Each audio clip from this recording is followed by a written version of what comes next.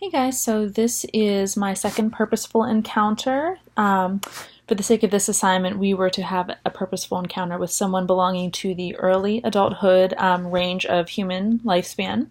And so for this interaction, I chose my other sister, Laura, who is 20 years old and soon to be entering into her second year of undergraduate education.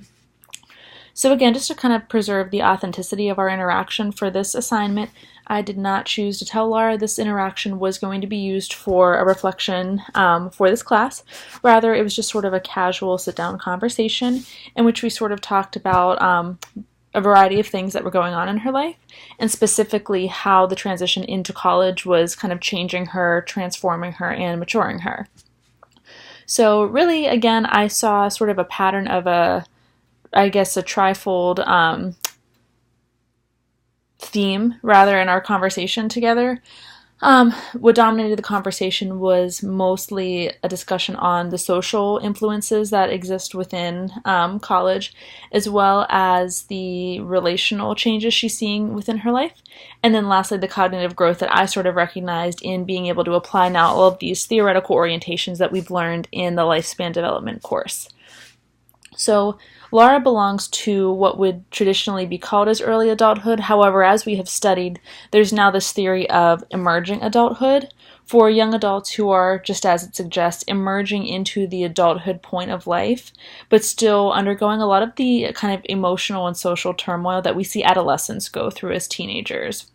So as a 20-year-old, Laura is still young in her adulthood years. She's entering into a very pivotal and transformational time in which she commented in our discussion that she feels as though she's trying to search for who she is and sort of pin down her identity in college.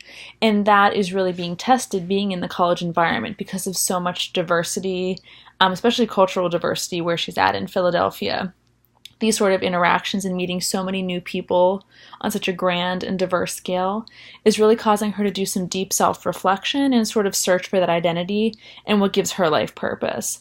So in that sense, she's really demonstrating a lot of depth in that she's a very introspective individual. And as a young adult, she has a greater degree of self-awareness and the ability to self-reflect than I would say many young adults do. Her priorities certainly lie within the social sphere and creating herself a safe social foundation of a core group of friends, but she's by no means sort of denying the fact that this is a transformational time in her life by partying and engaging in social activity. She's really engaging in that in a purposeful manner, trying to form close, meaningful relationships with people and kind of figure out who she is in the process. Along similar lines, but still in a different fashion, relationships are another big topic of our discussions together, especially relating to college. So, both platonic and romantic, she's at a point in which relationships sort of dominate the self-worth that a lot of young adults, even myself included, sort of assign to themselves. So how she feels that she's fitting in socially, the dynamics and presence or absence of a romantic relationship, that's certainly something that's very important to her. Although one thing that I noticed in reflecting upon our conversation is that in emerging adulthood, those years are really not defined by, marriage and family as our parents' generations were defined by. For example, in adulthood, those years were categorized by very finite sort of milestones in life. Getting married, starting a family, having a career, buying a home, and things like that. And for a plethora of reasons, economy, social atmospheres changing, our culture, the developing culture of our country, those sorts of things are coming later and later. And that, in my discussion with Laura, is a big point of contention for her, sort of a reason that she undergoes a lot of anxiety because she's at that point at which it feels as though she should be doing certain things, like solidifying a long-term relationship, getting married, starting a family, deciding on a long-term career, establishing economic independence, all of those things. And yet, in her stage, in the emerging adulthood stage of life, she's not really anywhere near those things. And so what she was able to comment on is that it feels as though everyone her age is searching for something, they're not quite sure what, but they're feeling an immense amount of pressure from those in older generations to kind of get a move on, get the ball rolling, and sort of get life under control, so to speak.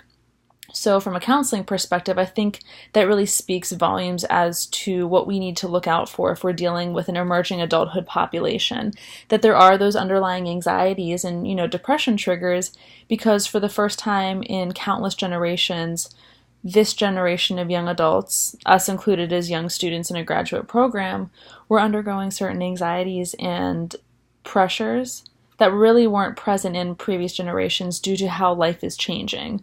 These life milestones that we tend to value significantly, especially in American culture, they're coming later and later. And this can lead to a sense of feeling not accomplished, not good enough, and a variety of other things. So that was really something that came out of my purposeful encounter with Laura, and how the struggles she deals with as a college student go far beyond the cognitive complexities of school and, time management, things like that. It's really not only a search for identity, but a search for, are these things that our parents and grandparents value so much? Should those still be of value now? Should I be putting pressure on myself now to accomplish those things? Or is there something else I should be doing for myself?